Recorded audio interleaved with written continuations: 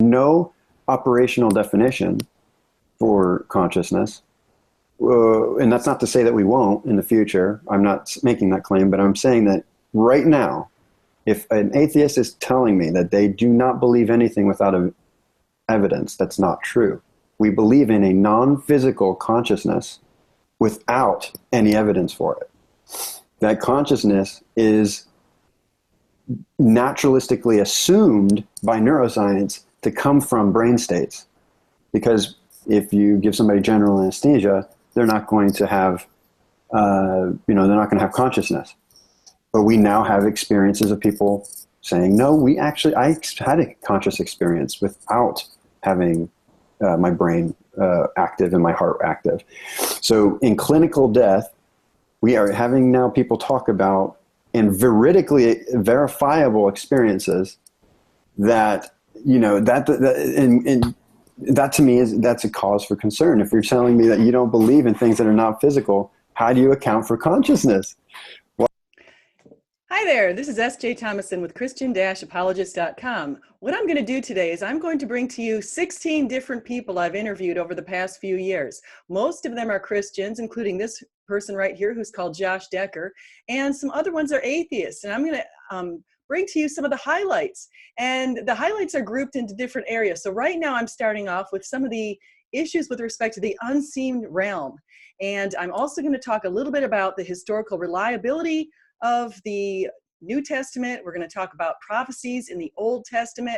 I'm also going to bring in some of the experiences that atheists have had that they have shared with me, some spiritual experiences, and also some of their deconversion experiences and why they left the church. So stay tuned.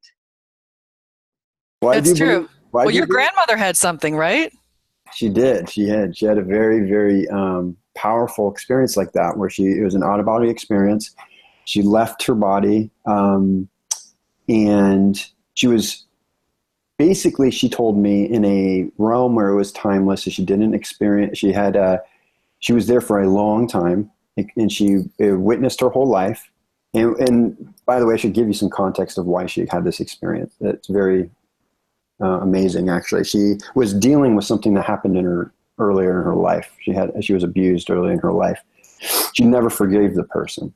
And one day she was at a retreat, and the pastor there was saying, today we're going to do something a little different. Instead of, going to confession and, asking for forgiveness, I was raised Catholic and she was Catholic. Instead of going and I want you to forgive somebody who hurt you in your past. And immediately, for some reason, this thought came to her head of this person that she, had all this hatred for years and years and years and years. And she just started bawling, just crying about this person. Like and she couldn't explain it. She just was like, for the whole retreat, just like emptying herself. And he tells her at the end, he gives her a prayer. He says, go home and say this prayer a few times. I can't remember what the prayer was. I think it was a memorare or something. Yeah, it was a memorare. And she said the prayer, and he goes, and make the decision just to forgive him. Because I think even after this time, she still didn't forgive him. Something like that. She still was like harder. Well, it's probably hard, if someone's horribly abusive to you. So it's very hard. Yeah. And she never told me like what it was exactly, but it's something, very, very bad. And so she takes this prayer home and she starts praying. And on the third day when she's praying, that's what she tells me. Basically, she has this experience. She's boom, lifted out of her body. She's totally aware. She's looking at her body and she's like, what is going on? And she's taken and going, and she goes to a life review. And during this life review, she doesn't tell me what happened, but something very profound happened during the life review that kind of changed her perspective on everything.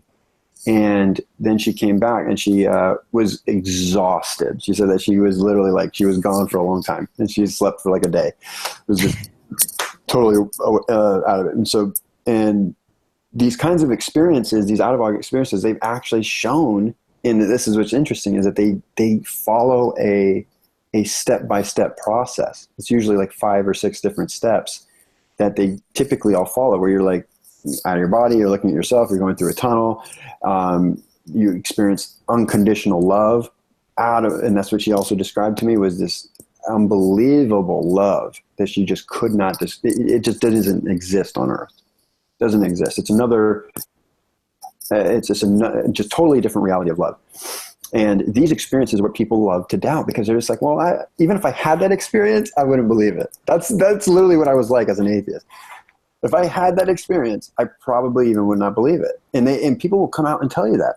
I mean, some of my buddies, they're like, listen, it's a brain state. Like, how am I possibly going to believe my own experience? Like, I'm like, well, you don't believe we're having a conversation right now? Like, what do you mean? Of course, it's. I mean, I've always found that really hard to kind of.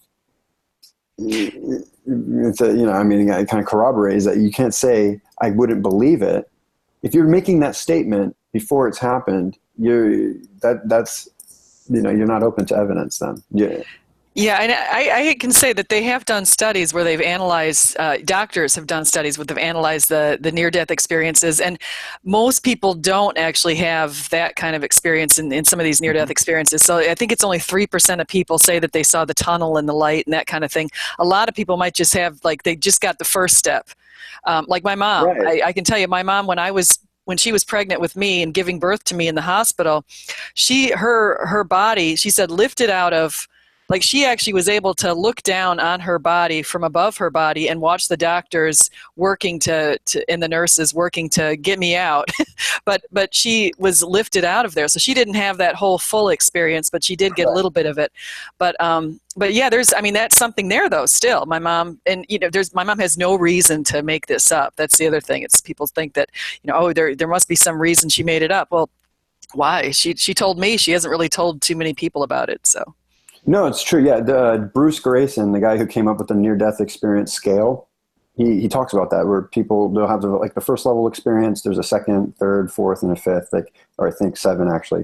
Can't remember exactly, but the Grayson scale kind of goes over these different experiences that typically follow. They kind of like now there's the content of the experience varies, and it's very different. But it's interesting that they typically start the same way. That's weird. Yeah. That's weird. It's like, is that only, and a lot of these experiences are from before we had the internet, before we had mass communication where people could be aware that these experiences were happening. I mean, they're in the 80s, and people are talking about, and they didn't even know what it was. They never even heard of a near-death experience. And so that to me was always really interesting, was that these experiences, are happening now still, but a lot of the accounts that we're hearing from are from years and years and years ago, because it takes time. They say in this near-death experience, Bruce Grayson, the guy who researches this, talks about it, a lot of the time it takes 15 to 20 years to process.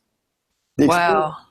Well, So now what we're going to do is we're going to step over to Steve, who's also known as the Diplomat 655 on social media, and he has some advice for us on the power of prayer and how prayer actually speaks a little bit to the unseen realm. So stay tuned. But the truth is, it's very, very real. I don't care. People say, "How is it real?" and "How do you know it's real?" I'm not gonna spend the next 20 years trying to prove to you that demons are real and angels are real. But I know that we have the power, and when we pray, Stephanie, what happens is if you imagine these glasses being on and there's demons and angels and all these things, when we pray, it affects this. It affects the spiritual world.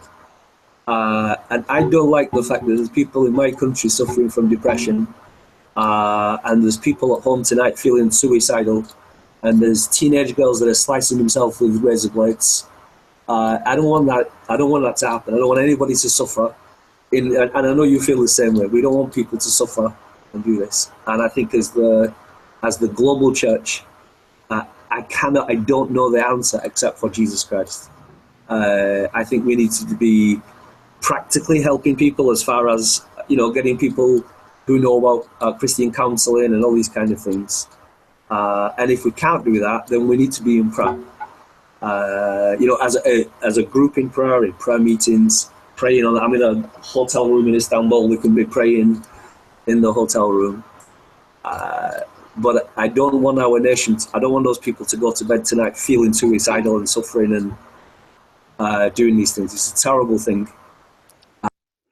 So we're also watching out for that. So now we're going to go to our next person. Stay tuned.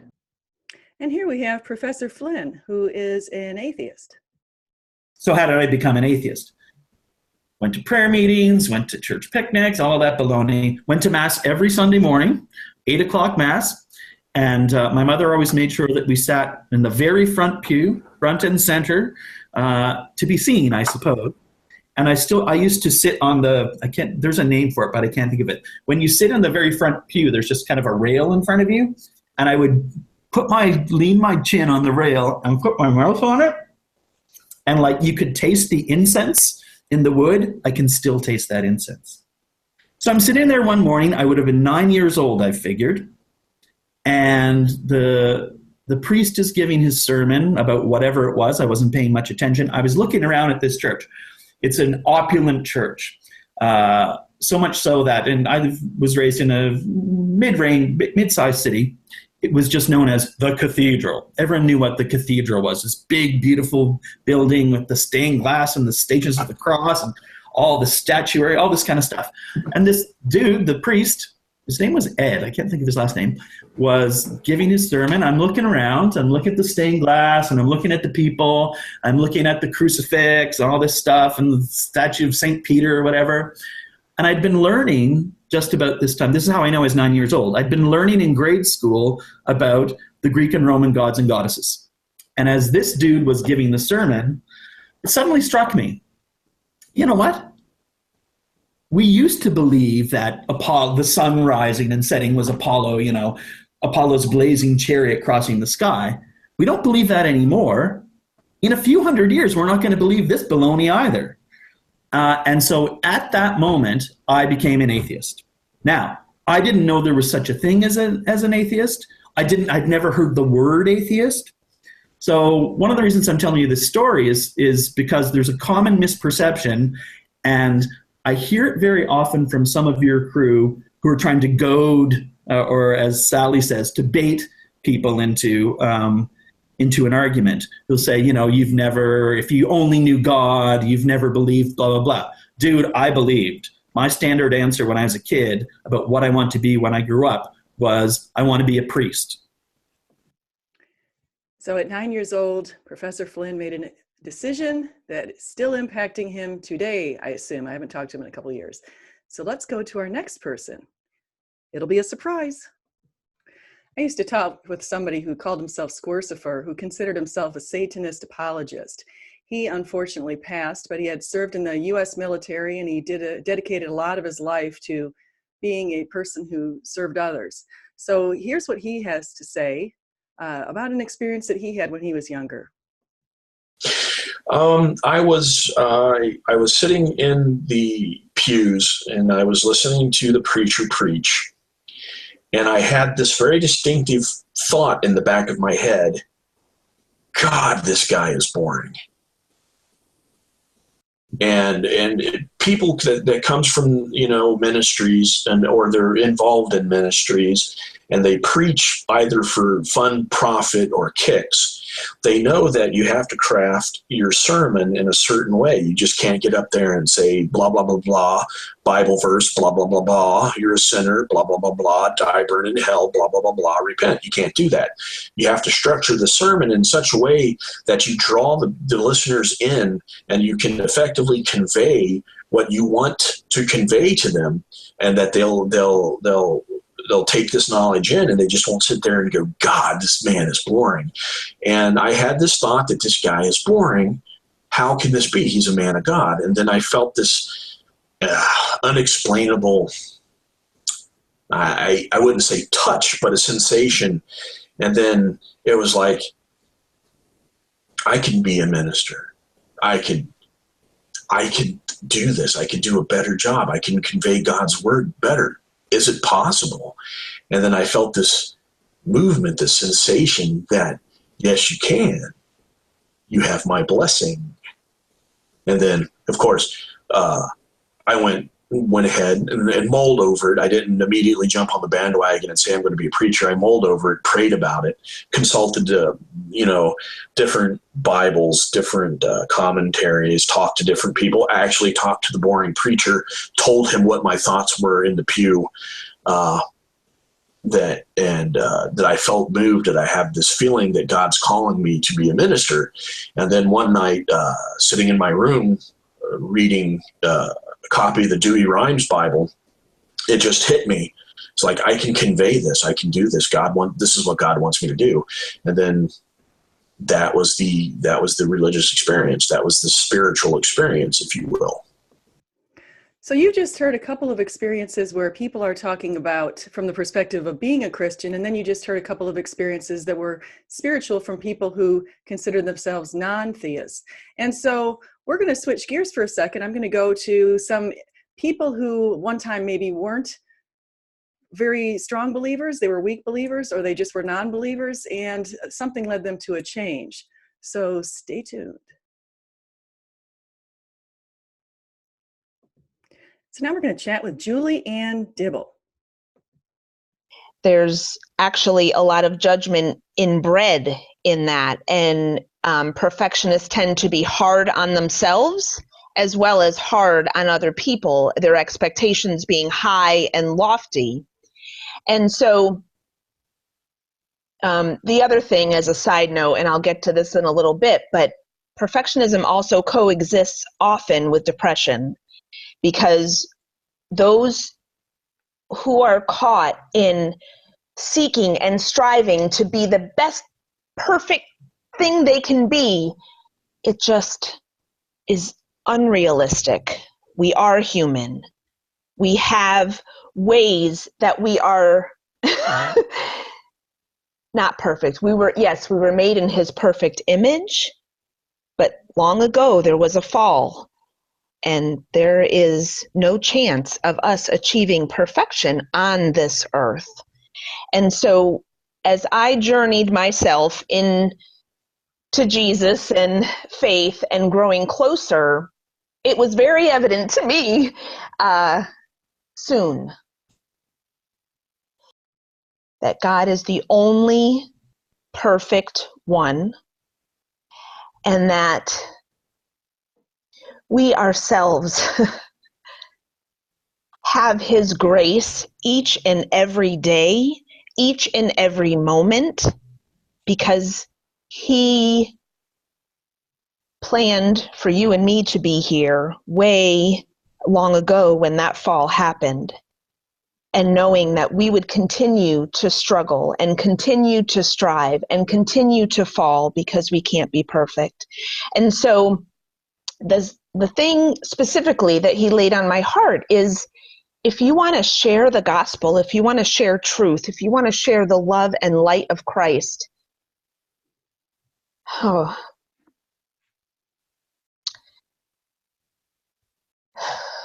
have to be very aware of not only your expectations of others and where they are in their faith journey, but your judgments of them and what they perhaps need to grow or what they should have done.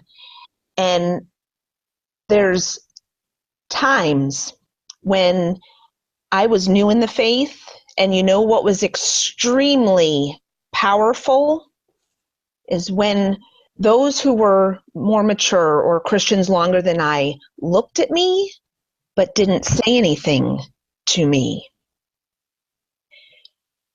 So imagine yourselves walking downtown, and there's somebody that looks disheveled, and there's somebody, there's maybe an odor coming from him. And the difference in just looking at him and walking by, or making effort to connect eyes with him, telling him hello. Geez, if you get the chance and God's moving you, go pray with the guy, touch his hand. So there is a huge difference in that approach to people that are not familiar. I've seen it in smaller church communities where someone new walks in the door and there's a lot of eyes that turn and look, but there are few going up and saying hello. And so whether you're in the church walls or outside of the church walls, I pray that the grace of God is, it is bigger, but I pray that it is the motivating factor when we approach people, that we are to be showing his grace, we are to be good stewards of his grace. And I got away from what I was going to say, but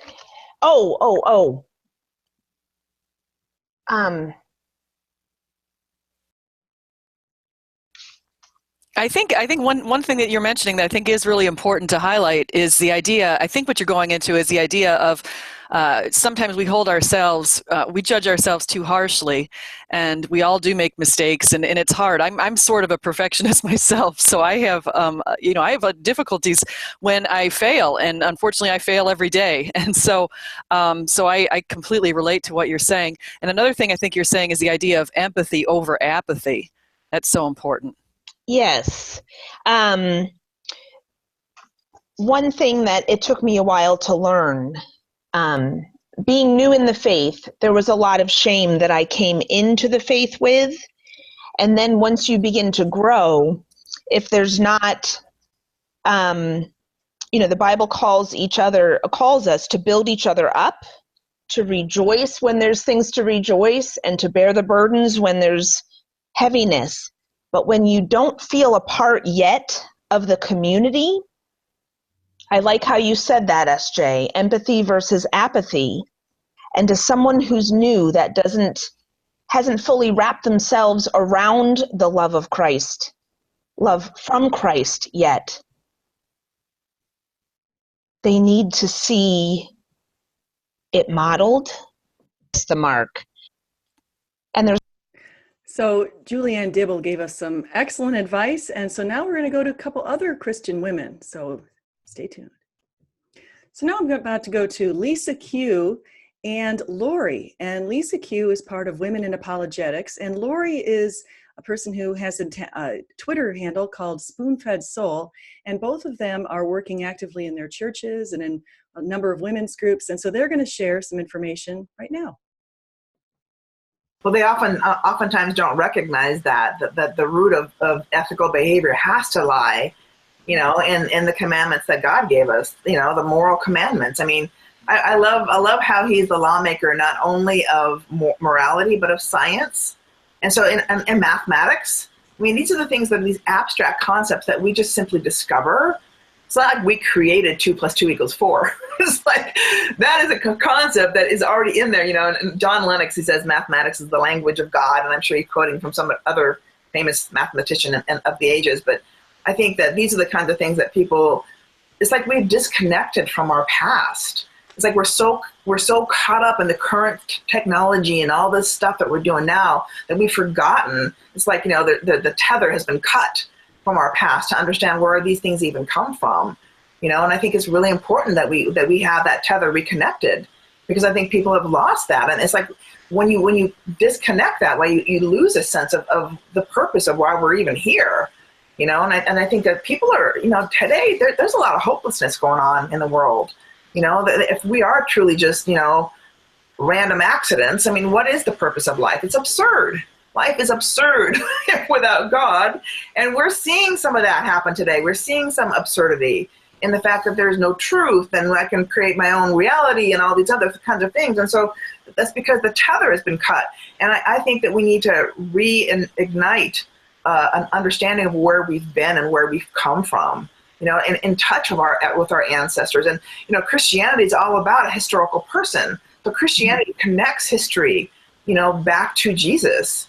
And so I think that that's something that we should really try to encourage people to be excited about, because I think, when I was in high school, history was not my most favorite subject. And it was taught, I think, it was taught badly. It wasn't taught something, where it was exciting to see, gosh, look at all these things happen. We wouldn't be here today if it wasn't for this person who had done this person or that kind of, the ripple effect of all those kinds of things. If we teach it that way, and people, I think the classical education stuff, I think would help people have a sense of being grounded and connected to the past, which gives a sense of purpose. And I think it erases some of the hopelessness that we're seeing today. Yeah, I like it how Ravi Zacharias says it. He always talks about origin, meaning, morality, and destiny, the things that Christianity can help us explain. And it's big questions in life. Christianity just brings them all together. It does, yep. Now, Francis Schaeffer was apparently a big proponent of that idea too, that origin counts for something, that origin means something. Where we have come from explains much of where we are. And so, and specifically for Dr. Schaeffer, he was talking about the origins of having been, like we're talking about, the fact that God exists, that he is real and he exists and he created this world. And so therefore, our origins as a creation of God has specific ramifications that we can't afford to live without being aware of what those are. So it goes back to your point, Lisa, of being able to teach, make sure everybody understands, especially those of us in our faith communities, in our local communities, making sure we understand our history, literally our history of the church. I'm sort of embarrassed to admit that when I was at Biola, history was never one of my favorite subjects either. And so the history of the church class was the last one I took deliberately because I didn't really like studying history, and so I wasn't certain I would enjoy this class. But I loved it because it reminded me so much of all of the things that Christianity has done, and in some cases, it made me aware of the positive impact of Christianity that I didn't really know. I just took for granted that everywhere on the planet has values, and everywhere people want to play fairly, and everywhere values family, and that's really not the case at all. These are very definitely connected to Christianity and the pillars of Christianity as grounded in God's good moral character, in his truth, and in the instructions that he gives for us in order to live. Right. Great advice, again, from two very Christian, wonderful women. Now I'm going to change gears for a second, and we're going to go visit an atheist, and he's going to tell us a little bit about how he left the faith. Now I'm talking to Theophilus Prime. Now, I just for viewers, so if they don't know, Amadeus told me before that this is like you're in a place that's kind of like a Cheers. Like it's a local place where everyone knows everyone's name, so they all know you there. Yeah. I've only been here for a couple of months, but they've all treated me like family here, and everybody looks out for each other, and like all the regulars know you by name, and so on and so forth. So it's a pretty cool part-time gig. Yeah, that's good. That's good. So, I think all in all, if I had to sum up some of the things, I think you've got some very good values, and I think your values and I think if we had to talk about our commonalities, I think we both appreciate some of the same things. I think we appreciate just the values of justice and equality and love and all that kind of good stuff. And it sounds like you also appreciate good community because you're in a good community right where you are in that place. Mm-hmm. Yep, and I mean, I come from a huge family who I've heard stories about other atheists who have come out to their families and not have had the most pleasant experience, have been cut off or kicked out or outcast or so on and so forth. And I'm very fortunate to still have a family that loves me and supports me and accepts me as the atheist. Everybody knows it's kind of like a joke, and they kind of like make fun of me about it in my family. But yeah, that's just where I come from. That's how I was raised, to respect people, to be considerate of other people, and I don't know. I just don't feel like you have to necessarily subscribe to a religion to achieve that. So that's just, I appreciate everybody's differences, even if they don't believe the same way I believe. So how did we come to these differences? What is the distinguishing factor? You have some people that you've watched so far in this video who are very drawn to Jesus Christ and talking about that. And then you have other people who are drawn away from Jesus Christ. And so let's turn and talk about some of the arguments that people have expressed with respect to Christianity, and we'll look into that in more detail. What we'll do is, one of the arguments comes from people like Bart Ehrman, who's an agnostic, and Bart Ehrman proposes in a number of his books that the Gospels are not reliable, and he talks about the fact that he thinks that the authors are not credible or that they're anonymous and that sort of thing. So I have a couple of scholars who are going to address that next, along with a couple of non-scholars. So let's go to the next. Stay tuned. So now we have Dr. Tim McGrew. Fifth or sixth person in line was a construction worker. Mountain of a guy, hands like hams. He leans over me, he goes, "I want more of that." I said, okay, what level are you looking for? Whatever level you was talking at this morning, that's the level I want. You got it, right? So I gave him a book. What am I going to do, right? But everybody gets this from all walks of life. And so I think once you see a number of these put together, the suggestion that it's just subjective, that you're imagining things, goes away, and you realize, no, this isn't what we would expect from fictions or forgeries. Nobody picks up the Fellowship of the Ring to sort of tie off those loose ends left over when you finished reading Moby Dick. It's not the way it works. These stories are not anchored in the same independent historical reality. The Gospels are, and that's why they interlock with one another in these interesting ways that are not just repetition of the same thing in the same words. They're really much more interesting than that. I agree with you. And actually, I've been noticing a little bit of that in the Old Testament, too, some undesigned coincidences. So you do see that throughout the whole Bible. And what people might not realize is this book was written over 1,500 years by, 66 books and 40 or more authors. So and from 3 continents, 3 languages, and it's all very cohesive.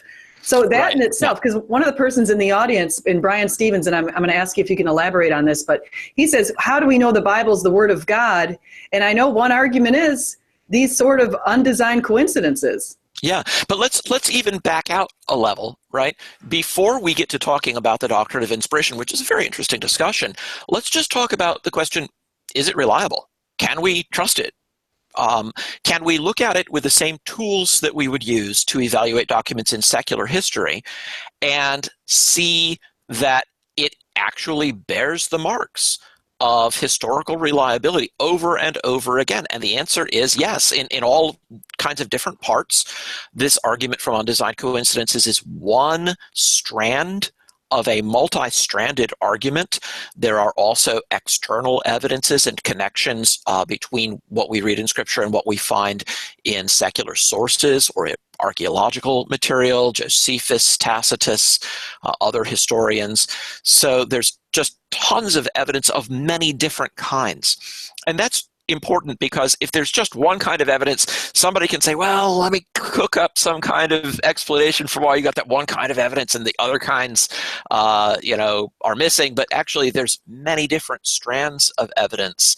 There's the fact of the embarrassing details that we read, right? So we read just in the Gospel of Mark alone, look at how the disciples are portrayed. These guys are now the respected leaders of the church, right? They are boastful, they are cowardly, they are stupid, they are incompetent, they're impertinent, and they're absent without leave on the morning of the resurrection. Who writes a propaganda narrative like that? Right? What's your excuse for producing this narrative of the life of Jesus where the disciples look like they're doofuses, unless that's really kind of how it went down? And they were sleeping on the job. Right, like what? Guys, hello, what's going on with that? So that's just another line of argument all on its own. Absolutely. Absolutely, and I think also the criteria of embarrassment can be spread all throughout the book of Mark, with the women finding the tomb empty first, and and some of the other Gospels too. I think you present a really great case, you and Lydia do, and I like to think of it as Richard Swinburne presents his argument as that cumulative case apologetic. And when all these pieces are added to this grand quilt or this grand puzzle piece, you can start to see connections. So when I approach Lydia's book, it's such an engaging book because it really just comes at you with common sense. in everyday life, this is how we live our lives according to common sense. This is how the people write and the gospel narratives are held together. Just wondering if you could talk about common sense in there. Yeah, so I think you're exactly right. This is something that people do instinctively, right? We recognize when stories hang together. We can find this if we look for it in history. We can find it in ancient history. We can find it in modern history. If you read accounts of the Battle of Midway from Japanese generals and American pilots, you find these kinds of interconnections where the Japanese general will say, and then in the middle of this time, I was looking out into the Atlantic and I saw one guy in a boat. Sorry, not Atlantic, Pacific. One guy in a boat, really out there on the high Pacific in a boat. I've been out on Lake Michigan in a boat when it was slightly choppy. Not a fun experience. I don't think anybody was hundreds of miles from land in a boat by himself of his free choice. But then you read the stories of the American pilots, and one of them says that his plane was shot up so badly he had to bail out and he deployed his life raft. Oh, one guy in a boat, right? Everybody gets that when it's secular history. My sort of battle cry here would be no double standards. If you're going to do that in secular history, and you should, and it's obvious that you should, then do that with what you find in the Bible as well. And again, just for arguing on the basis of the sort of lowest common denominator, let's see whether this is historically trustworthy stuff. And this is only one set of considerations, right? We would also have to deal with the kinds of contradictions that are alleged. Bart Ehrman has a whole chapter on this in his book, Jesus Interrupted, called A World of Contradictions, where he talks about all of these contradictions among the narratives. And I think they pretty largely just dissolve on a close reading. And I could give examples of that as well. But it's useful for us to see this as a multi-stranded approach so that we...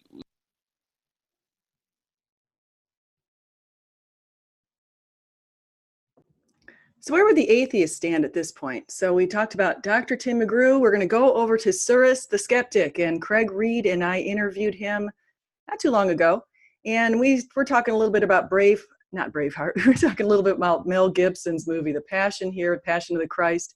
And Cyrus offers his perspective on the historicity of Jesus and his thoughts on that. And so he's kind of split in the middle. So let's see what he has to say.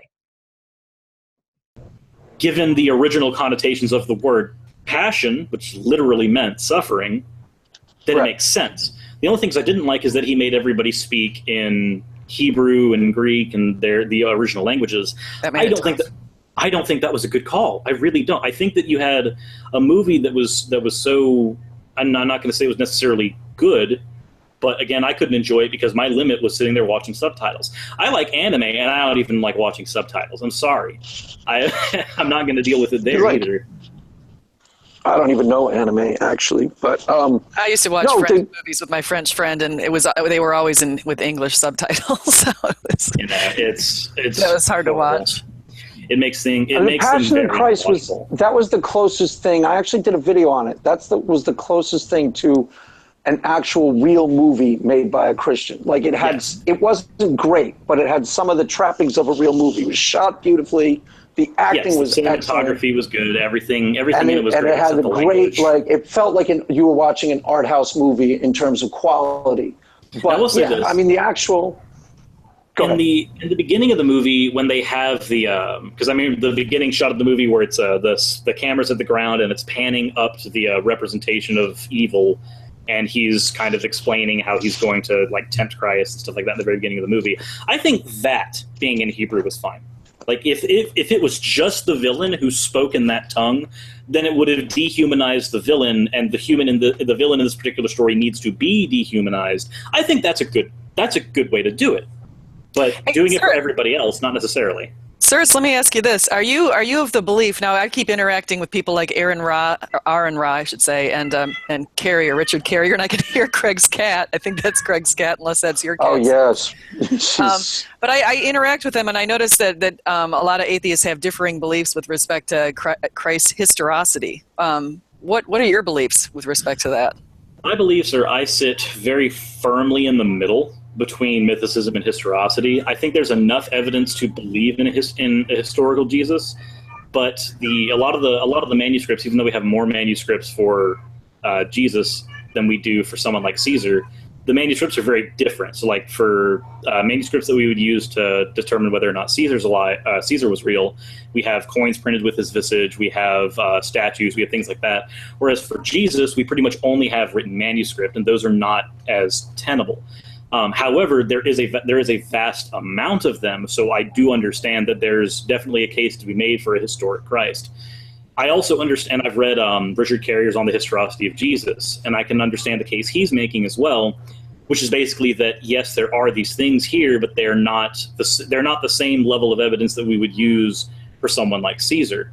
Even though there is more of it, there's more quantity, not necessarily more quality.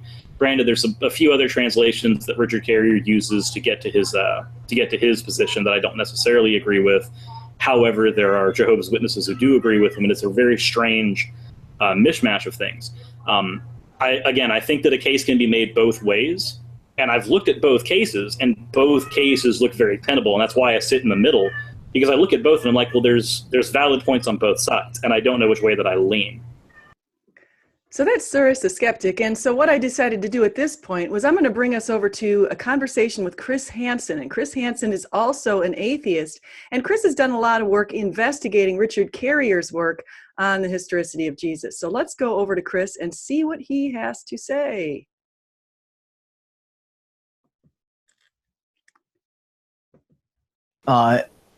So yeah, the arguments that have been presented are exceedingly weak, and the paper that paper Carrier cited, and that's cited by other mythicists, it's from the 70s. Likewise, it basically just goes along those lines, trying to argue that it's relating to the temple destruction based on just a vague, tiny bit saying that God's wrath is upon them. It's nonsense, in my opinion. But with that would give direct credence to Jesus being killed by the Jews. Literally says that because he's relating the suffering of the people of the Church of Judea to the Jews, and those same people that are persecuting them were the same people that killed Jesus. That's literally how he was what he was saying. So that would give direct credence. There's elsewhere where Paul talks about him being born of a woman. Carrier's wants to spin that to be celestial, and so does Price. Yeah, and in 1 Corinthians 15, Paul makes it quite clear that Jesus was buried. Yeah, he's going to say celestial tomb too, is the thing. Oh, celestial tomb? Yep. That's the argument? Yeah. I hope everybody who's listening to this realizes that mythicism is not the way to go. Now, I understand you're an atheist, but at least you moved away from mythicism, so I'm really happy about that. Yeah. All of it is just exceedingly poor. The argument that James is not actually the brother of Jesus or brother of the Lord, he is a fraternal brothership, is nonsense because the exact passage in Galatians, it's 1:2. He says that I saw no other besides Peter, I saw no other apostles except for James, the brother of the Lord. He says that James is an apostle. He says Peter's an apostle, but only James is brother of the Lord. It doesn't take trying to stretch that into mythicism is ridiculous.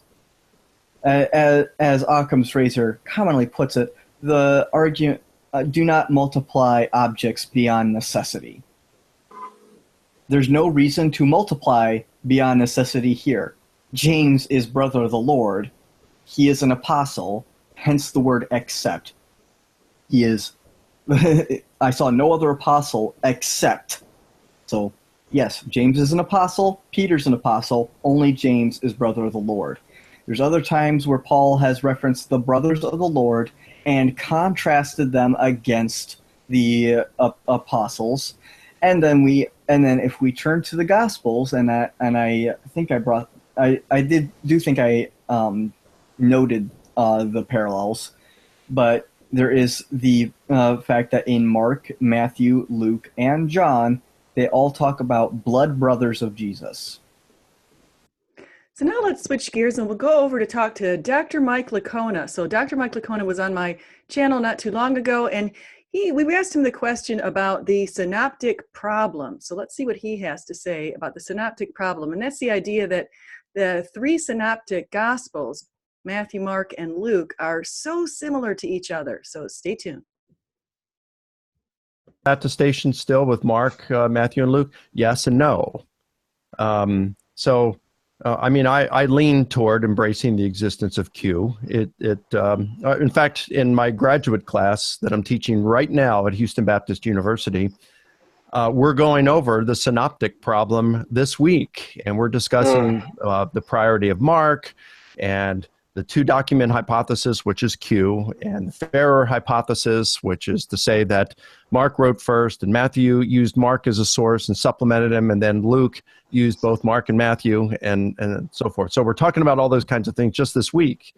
And it's undeniable that there is some literary dependence that is going on between the Gospels. And the synoptic problem it should be called the synoptic puzzle, because it's not really a problem, it's a puzzle. And it's a matter of, well, what is that dependence? So almost all scholars, not all, but a high 90 percentile would say that Mark was written first and that Matthew and Luke used Mark as the primary source and supplemented it. What the Q material is if there's something in it that is common to Matthew and Luke, but it's absent from Mark, or that in a few cases you might have Mark say something along those lines, but it is so it doesn't at all necessarily resemble when it's verbal similarities with Matthew and Luke, but yet Matthew and Luke are almost verbatim. Well, then you have to go with one of three options. Either Matthew is using Luke as a source, or Luke is using Matthew as a source, or Matthew and Luke are using a common source, which is no longer extant. And so the Germans had a word for that, for source. It's called Quelle. And so that's just abbreviated as Q. It's like saying X, all right? So it's to say Q is just one of the sources that Matthew and Luke consulted. Could have been oral tradition. Most think it would have been a written document.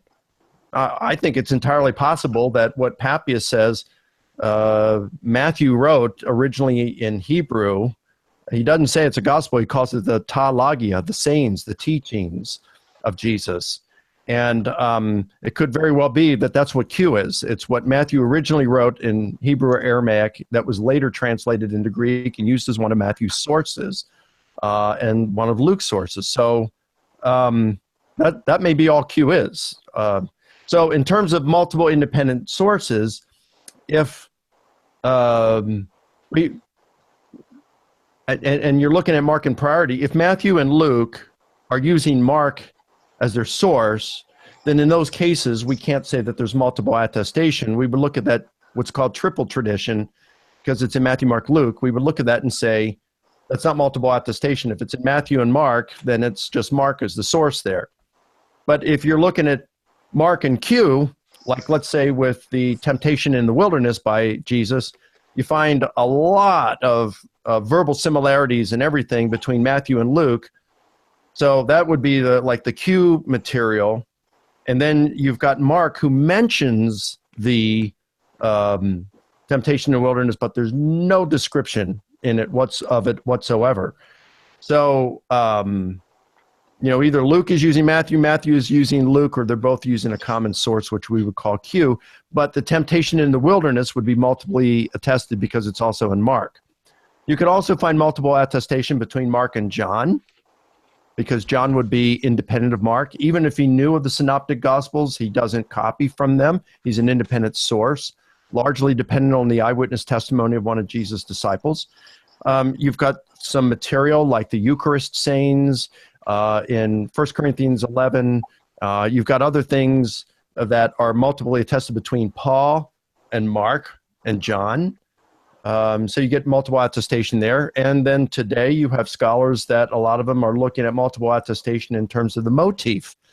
So take, for example, Jesus' predictions about his passion, his imminent death and resurrection. Some of those may not be receive multiple attestation in terms of, Q and Mark or Mark and John, but they're multiply attested insofar as we find a pattern of these, a motif of these predictions throughout the different independent gospels, Mark and Q and John. And so that would be multiple attestation. So you may lose some part of multiple attestation because you no longer think that Matthew, Mark, Luke, and John all wrote completely independently, but you still get plenty of stuff that is multiply attested. You just have to look at it a little bit differently. So let's talk about exactly where we stand right now. When we first started today, we talked with Josh Decker, and he told us about his grandmother's out-of-body experience. And we also went over to Julie Ann Dibble, Lisa Q, and Lori, and they shared some of the reasons why Christianity is important. Christianity has been a great part of history. We learned about that. We talked a little bit with Tim McGraw and with Mike Licona, Tim McGrew, I should say, and Mike Licona, and they talked a lot about the reliability of the Bible. We also had some atheist positions on here so we could see that their views towards why they are deconverted from Christianity and what their positions are on the topics that we discussed today. And another thing that I wanted to just bring up before I let you go is let's just think about if we have enough information for Jesus. So what do we know about Jesus? And so let me just change the screen slightly here so you can see that. No, I can't change the screen. I'm on the screen for a second. Okay, so what do we know about Jesus? Well, we know a few things. We know that we have 9 extra biblical sources within 150 years of Jesus, and I've posted the names of those, and they include people who are hostile towards Christianity, such as Josephus and Tacitus. So we have 9 extra biblical sources, and then we have 33 Christian sources within 150 years of Jesus' resurrection. Now, these do include the gospel authors, many of whom were eyewitnesses. We also have in the early church fathers, so we also have that. And then, of course, we have archaeological evidence. We have geological evidence with respect to things such as the earthquake. We have archaeological evidence that was brought up in this conversation that we didn't have such support, but actually we do. Just to mention some of the examples of the archaeological evidence that we have in support of the resurrection. We have ossuary inscriptions. 7 ossuaries may provide support for the life, ministry, and death of Jesus. They further support the origins of the Christian movement. So we have things such as the pool of Bethesda and Siloam, where Jesus healed a paralytic at the pool of Bethesda and Siloam. And we also have the site of Jesus' trial by Pontius Pilate. A kishal, or prison, was discovered in Jerusalem's holy city, or its old city, by excavators who believed it is the site of Jesus' trial. We also have an inscription on a coin at the base of a statue on Quirinius, and Quirinius was referred to by Luke. We also have the Nazarene decree, where Claudius, the emperor of Rome, from 41 to 55, issued a decree in which he stated that anyone found digging up a body would face capital punishment. Now, why is this? Because he wanted to avoid a revolution. You will notice what happened after Jesus resurrected. He was concerned about a revolution, so he actually issued this decree, which offers more indirect support for Jesus. What do scholars say? Well, scholars look to what they call the minimal facts. So they might talk about that Jesus was given a proper burial following his crucifixion by Joseph of Arimathea. Of course, it mentioned that in Isaiah 53, hundreds of years prior, that he would be with the rich in death. The empty tomb was discovered by females. All 4 gospels indicated that. And as you heard today, that's pretty embarrassing because females were considered second-class citizens, and according to Josephus, their testimony wasn't considered terribly valid. Various individuals stated they saw the risen Christ and that he appeared to them both individually and in groups. So that was the early apostles. And so what did they do? They originally and suddenly and sincerely came to believe that God raised Jesus from the dead, despite all inclinations not to believe. Now, today I got into a rather heated chat on social media with a person who calls himself Tim O'Neill, who has this thing called History for Atheists. And what Tim likes to do is basically to debunk any simple views that atheists have where they find in places such as Rational Wiki. And he tried to compare the Apostle Paul with Umar, who was an early advocate of the Muslim faith. And what Umar did was, Umar apparently was a person who was persecuting the Muslim faith, and then suddenly he was basically attacking his own sister because she had converted to being a Muslim, and so had other members of his family. And he was very upset about this. He was in a house with her, and then apparently she showed him the Quran. He read it, and he converted to the Muslim faith.